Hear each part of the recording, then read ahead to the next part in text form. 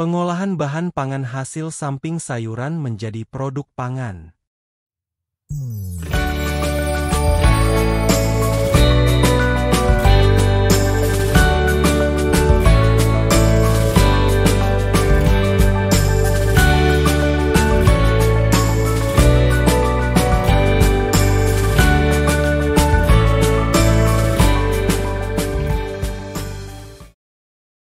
Sebagai makhluk ciptaan Tuhan, tentu kita berpikir betapa Tuhan menciptakan berbagai macam pangan untuk manusia sebagai karunia yang sangat luar biasa. Manusia diciptakan oleh Tuhan pun dengan kesempurnaan jasmani dan rohani, untuk dapat hidup dengan menggunakan kemampuan berpikirnya dan bekerja dengan kekuatan dan kelengkapan jasmani. Sungguh karunia yang patut kita syukuri dan kita manfaatkan dalam menjalani kehidupan ini. Salah satu caranya adalah dengan mengolah sumber daya alam berupa hasil pangan sayuran. Dengan kemampuan berpikirnya, para ahli pertanian menemukan manfaat dan kandungan pada berbagai macam bahan pangan sayuran bagi kesehatan dan kebutuhan variasi olahan pangan. Mengolah hasil pangan sayuran sangatlah menarik dan menyenangkan. Kamu telah mempelajari pengolahan bahan pangan sayuran menjadi berbagai olahan minuman dan makanan yang sangat menggugah selera. Biasanya saat kita mengolah bahan pangan sayuran ada banyak bagian sayuran yang tidak digunakan atau dibuang. Kita seringkali hanya menggunakan bagian dari bahan pangan sayuran yang umumnya dikonsumsi oleh manusia. Banyak hasil samping dari sayuran dapat bermanfaat menjadi olahan produk pangan. Tidak semua hasil samping dari sayuran tidak bermanfaat. Saat mengolah bahan pangan, seringkali kita membuang batang, tangkai, kulit, maupun daun bagian luar dari sayuran. Padahal menurut para ahli pertanian dan saintis, ditemukan kandungan nutrisi dan bermanfaat untuk kesehatan manusia. Bahkan kadang bagian sayuran yang dibuang tersebut paling mengandung vitamin. Bagian sayuran yang dianggap tidak bisa dimakan itu sebenarnya kaya khasiat dibandingkan bagian bahan pangan utama dari sayuran. Dengan memanfaatkan hasil samping sayuran seperti batang atau tangkai, kulit, maupun daun bagian luar dari sayuran dapat membantu masyarakat atau komunitas dan lingkungan dengan program daur ulang. Penerapan program daur ulang atau sistem RUC, Reduce dan Recycle menjadi salah satu solusi dalam menjaga lingkungan di sekitar kita yang murah dan mudah untuk dilakukan. Manusia sebagai makhluk yang paling unggul di dalam lingkungan merupakan pihak yang selalu memanfaatkan lingkungan hidupnya. Memiliki kemampuan untuk berkreasi dan mengkonsumsi berbagai sumber daya alam bagi kebutuhan hidupnya, salah satunya untuk pemenuhan kebutuhan pangan. Dengan memanfaatkan bahan pangan hasil samping dari sayuran, kita memperoleh banyak manfaat, antara lain, mengurangi, reduce, segala sesuatu yang mengakibatkan sampah, memperoleh manfaat nutrisi bagi kesehatan tubuh dan sebagai penunjang kebutuhan ekonomi keluarga. Untuk itu perlu adanya kesadaran dari masyarakat untuk mencegah peningkatan kerusakan lingkungan ini.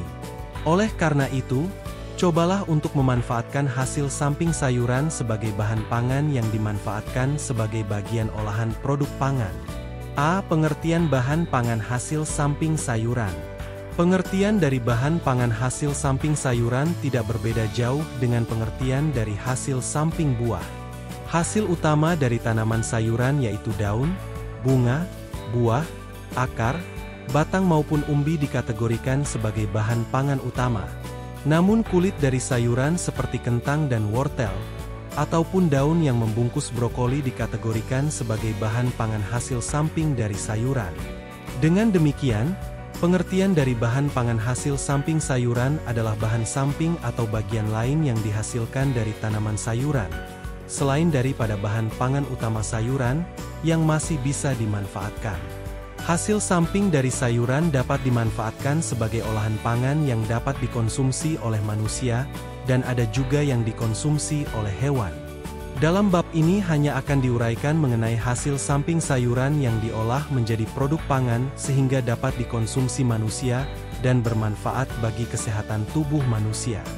B. Kandungan dan manfaat dari bagian hasil samping sayuran. Menurut hasil penelitian, bagian dari hasil samping sayuran yang bernutrisi berikut ini yang masih dapat dikonsumsi, antara lain: 1. Kulit bawang. Dalam setiap masakan kita biasanya menggunakan bawang sebagai bumbu utama.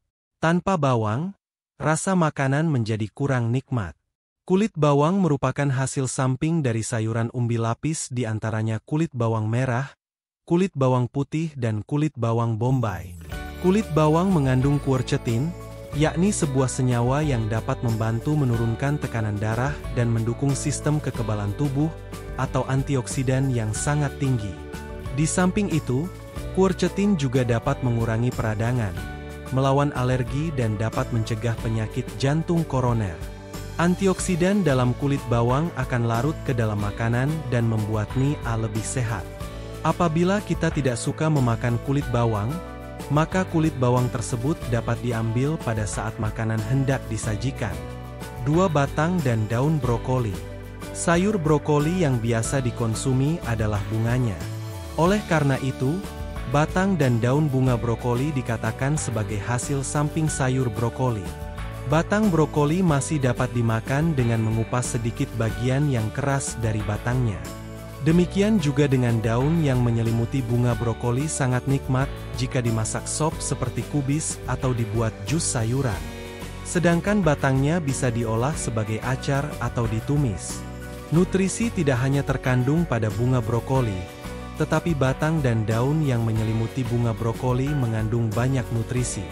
Kandungan nutrisi pada batang brokoli sama seperti yang terkandung dalam bunga brokoli. Daun brokoli mengandung karotenoid, merupakan sumber vitamin A, yang memiliki sifat mencegah kanker. 3. Tangkai daun hijau pada wortel. Tahukah kamu bagaimana tanaman wortel? Tanaman wortel tumbuh di dalam tanah karena wortel mempunyai akar tunggang yang berubah bentuk menjadi bulat dan disebut umbi yang berwarna oranye. Tanaman wortel memiliki struktur batang yang pendek, hampir tidak terlihat. Batang wortel ini merupakan tempat menyimpan dan penyebaran air hasil fotosintesis. Batang wortel tidak bercabang tetapi ditumbuhi tangkai daun yang dalam satu batang terdiri atas 4-7 tangkai daun berukuran panjang. Tangkai daun agak tebal dan kaku namun permukaan daunnya halus. Tangkai daun hijau pada wortel inilah hasil samping dari sayuran wortel. Biasanya tangkai daun hijau pada wortel tidak digunakan, namun ternyata masih bisa dimanfaatkan. Tangkai hijau daun pada wortel mengandung banyak nutrisi yaitu memiliki banyak antioksidan yang baik untuk kesehatan. Daun hijau kaya akan kalsium, magnesium, niacin, zat besi, seng, vitamin B, vitamin K, serta antioksidan yang baik untuk kesehatan. Kandungan tersebut membantu melawan kanker usus besar dan memperkuat tulang. Kamu bisa memasak daun hijau menjadi sayuran, dicampur dengan bawang putih, minyak zaitun, kacang tanah, garam, dan keju. 4. Kulit kentang. Semua suka kentang terutama kentang goreng. Kentang kaya akan kandungan dan manfaat, tetapi kulit kentang ternyata lebih baik dari kentang itu sendiri. Selama ini kita selalu membuang kulit kentang dan menganggapnya sampah organik yang tidak berguna. Nutrisi kentang paling banyak terletak pada bagian bawah kulitnya. Oleh karenanya, ahli gizi menyarankan jika mengupas kulit kentang setipis mungkin agar kandungan gizinya tidak banyak terbuang. Bagian kulit kentang kaya akan asam klorogenik, yaitu polifenol yang mencegah mutasi sel-sel yang mengarah pada kanker. Asam klorogenik berfungsi sebagai antioksidan yang dapat menetralkan radikal bebas yang berpotensi menjadi obat kanker alami. Selain itu, kulit kentang banyak mengandung serat larut, potasium, zat besi, fosfor, seng, kalsium, kalium, vitamin A, B, dan C. 5. Kulit melinjo. Biji melinjo tumbuh secara berkelompok pada bagian batang dan cabang batang. Biji melinjo dibungkus kerangka keras dan kulit tipis pada bagian luarnya. Kulit biji melinjo berwarna hijau saat mentah, dan berubah menjadi warna kuning dan merah setelah matang. Tanaman melinjo yang biasa dimanfaatkan adalah daun dan biji melinjo. Biji melinjo umumnya dibuat emping dan jika dikonsumsi berlebihan akan menyebabkan asam urat. Biji melinjo juga mengandung antioksidan yang tinggi yang berguna sebagai pencegah radikal bebas, seperti penyakit kanker dan jantung. Kulit biji melinjo merupakan limbah yang tidak dimanfaatkan. Namun berdasarkan hasil penelitian, kulit melinjo mengandung energi yang tinggi, karbohidrat, protein, lemak, kalsium, fosfor, vitamin A, B1, dan C. Selain itu, kulit melinjo juga menghasilkan ekstrak anti asam urat. Jika biji melinjo akan menyebabkan sakit asam urat, namun kulit melinjo merupakan obat asam urat. Kadar energi yang tinggi sangat baik untuk dijadikan sumber minuman dengan glukosa tinggi. 6. Daun dan batang talas. Talas termasuk tanaman sayuran umbi yang memiliki banyak manfaat. Hampir semua bagian dari talas dapat dimanfaatkan sebagai olahan pangan untuk dikonsumsi atau sebagai obat. Masyarakat umumnya memanfaatkan umbi talas sebagai olahan pangan utama. Umbi talas mempunyai kandungan karbohidrat non-beras dan serat yang tinggi. Jika ingin berdiet maka sangat disarankan untuk mengonsumsi umbi talas, karena bisa membantu mengatur berat badan dan melancarkan pencernaan. Adapun, hasil samping dari talas adalah daun, batang dan akar talas. Daun dan batang dapat dimanfaatkan sebagai olahan produk pangan yang menjunjang kesehatan tubuh, namun akar talas lebih banyak dibuat sebagai obat. Kandungan nutrisi yang terdapat pada daun talas seperti polifenol, protein, karbohidrat, lemak, kalsium, fosfor, zat besi dan juga beberapa vitamin A, B1 dan C yang dapat melancarkan pencernaan. Sedangkan batang daun talas mengandung saponin. Batang atau tangkai dapat menimbulkan rasa gatal.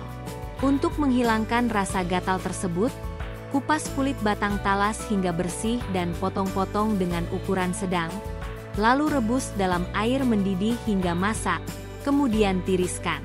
Tidak sembarang batang talas yang bisa dibuat olahan pangan, biasanya jenis pohon talas Bogor, Colocasia giganteum Hook dan Colocasia esculenta, yang bisa dimanfaatkan sebagai produk olahan pangan. Semua tanaman sayuran yang diciptakan dan diberikan Tuhan pada umat manusia memiliki kandungan dan manfaat bagi manusia. Seiring dengan kemajuan teknologi dan kemampuan para ahli penelitian terhadap sayuran maka kita semakin mengetahui betapa setiap tanaman sayuran memiliki khasiat bagi kesehatan tubuh. Beberapa tanaman sayuran ternyata tidak hanya hasil utamanya saja yang dapat dimanfaatkan, tetapi hasil samping sayuran seperti kulit, daun, dan batang tangkai buah dapat bermanfaat bagi manusia. Bahan pangan hasil samping sayuran dapat diolah menjadi berbagai macam pangan olahan yang nikmat dan baik bagi kesehatan tubuh. Berbagai hasil samping sayuran dapat berbagai olahan pangan atau masakan tradisional maupun camilan. Cobalah kamu cari tahu tentang hal ini. Tentu hal ini menambah rasa syukur dan kagum pada Tuhan Sang Pencipta serta merasakan kasih sayang Tuhan yang selalu menyertai umat manusia. Mulai sekarang cobalah untuk tidak melihat hasil samping sayuran sebagai limbah sampah. Dengan memanfaat hasil samping sayuran kita telah turut berpartisipasi menjaga lingkungan yaitu mengurangi, reduce, sampah organik di lingkungan sekitar kita. Berusahalah untuk memanfaatkannya karena kandungannya pun baik untuk kesehatan tubuh dan rasanya pun nikmat. C. Teknik pengolahan pangan. Adapun teknik pengolahan pangan untuk mengolah hasil samping dari sayuran juga menggunakan teknik dasar pengolahan bahan pangan yang telah diuraikan pada sebelumnya. Untuk mengingatkan kembali, teknik dasar pengolahan dibedakan menjadi dua, yaitu teknik pengolahan pangan panas basah, moist heat, dan teknik pengolahan pangan panas kering, dry heat cooking. Teknik pengolahan pangan panas basah, moist heat, menggunakan bahan dasar cairan untuk mematangkan makanannya dengan tidak melebihi suhu didih. Yang termasuk teknik pengolahan pangan panas basah antara lain teknik merebus, boiling, teknik merebus menutup bahan pangan, poaching, teknik merebus dengan sedikit cairan, braising, teknik menyetup, menggulai, stewing, teknik mengukus, steaming, Tek mendidih, simmering, teknik mengetim. Teknik pengolahan pangan panas kering, dry heat cooking, mengolah pangan tanpa bantuan bahan dasar cairan untuk mematangkannya. Teknik pengolahan pangan panas kering terdiri atas teknik menggoreng dengan minyak banyak, deep frying, teknik menggoreng dengan minyak sedikit, shallow frying, teknik menumis, sauting, teknik memanggang, baking, teknik membakar, grilling. Teknik pengolahan pangan tersebut digunakan sesuai dengan kebutuhan olahan pangan yang akan dibuat. Tidak semua teknik pengolahan akan digunakan untuk satu olahan pangan. Teknik mengolah sayuran perlu dipelajari agar sayuran yang diolah tetap menghasilkan warna yang cerah. Teknik dalam mengolah bahan pangan sayuran sebaiknya tetap dapat menonjolkan warna-warna sayuran yang cerah. Sayuran yang terlalu matang warnanya akan terlihat kurang menarik. Salah satu teknik agar menghasilkan olahan pangan sayuran yang memiliki kematangan baik dan warna cerah dengan cara mengukus sayuran dan jangan direbus. Dengan dikukus sayuran akan tetap terlihat segar, rasanya renyah dan memberikan tampilan hidangan yang menarik. D. Pembuatan pengolahan bahan pangan hasil samping sayuran menjadi produk pangan. Masih ingatkah kamu tahapan pembuatan suatu pengolahan pangan? Tahapan pembuatan suatu pengolahan pangan harus selalu diperhatikan agar produk pengolahan pangan yang dihasilkan tepat dalam pengolahan, nikmat dalam rasa, dan hendaknya juga memperhatikan estetika penyajian dan pengemasan. Hal ini dimaksudkan agar dapat menarik bagi konsumen. Tetapkan hal apa yang akan dibuat, lalu buatlah rencana kerja pembuatan pengolahan secara lengkap sesuai tahapan pembuatan pengolahan produk pangan. Dalam pembuatan pengolahan produk pangan, hendaknya perlu memperhatikan keamanan penggunaan bahan pangan dan kebersihan dalam bekerja.